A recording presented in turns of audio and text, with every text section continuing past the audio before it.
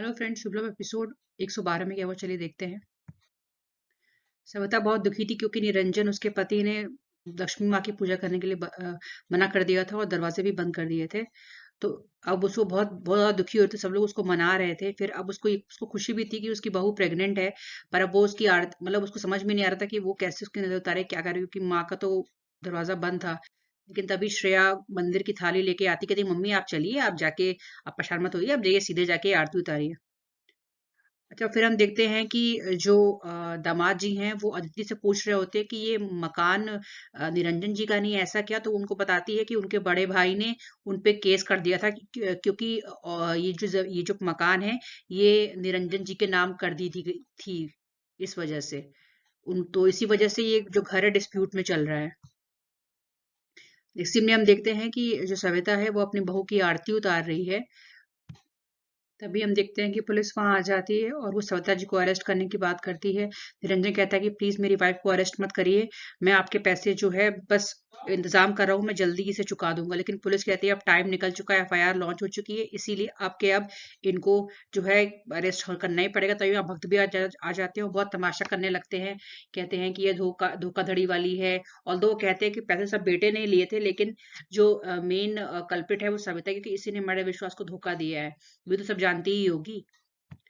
फिर सब लोग बहुत कहते हैं रोहित को, घर वाले, कि प्लीज रोहित सच बताओ सच बताओ। तो रोहित चुप जाता तो है पुलिस के पास, लेकिन उनसे सच नहीं बताता, बल्कि ये कहता है कि आप रिश्वत रिश्वत लेके, पैसे लेके मामलों को रफा दफा करो।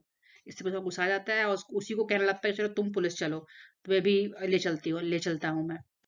अब फिर अब जो है सविता के हाथ में हथकड़ी बन जाती है। और फिर वो, लेकिन वो जाने से पहले मंदिर से लक्ष्मी माँ की मूर्ति ले लेती है। और फिर नेक्स्ट सीन में हम देखते हैं कि सविता पुलिस के जीप में बैठ के जा रही थी और परिवार वाले सब उसको देख रहे होते हैं। फिर उस सविता के जाने के बाद उसकी बेटी जो है रोहित को भला बुरा कह रही होती है कि अगर आपका बेटा ऐसा करता है तो आपको कैसा लगता है। लेकिन फिर माया आती है, उसको वहां से लेके जाती है। फिर हम यहाँ देखते हैं कि श्रेया सविता को छुड़ाने के लिए लॉयर से बात कर रही होती है। फिर निरंजन आता है, कहता है कि देखा उनकी अंधभक्ति की वजह से ये सब हो गया। तो लेकिन श्रेया उस समय उनसे कुछ नहीं कहती कि पापा प्लीज अपने भी छुड़ा लाओ। तो फिर निरंजन कहता है मैं पुलिस स्टेशन नहीं जा रहा हूँ, तुम वकील को वहीं भेज देना। फिर नेक्स्ट सीन में यहाँ पे जो सविता है वो जेल में बंद है, और वो भी जो अदर बाकी सब चोरों के साथ। और तभी वैभव वहीं पे आ जाता है अपनी माँ के पास। उसके बाद फिर हम देखते हैं कि जो निरंजन के पास वो लॉयर आ जाता है और उनसे फिर निरंजन पूछते हैं कि मतलब छूट जाएंगे। तो कहता है कि नहीं, अभी जो कोर्ट है वो बंद है, तो अब तो कल सुबह ही जो हो पाएगा वो हो पाएगा। आज कुछ नहीं हो पाएगा।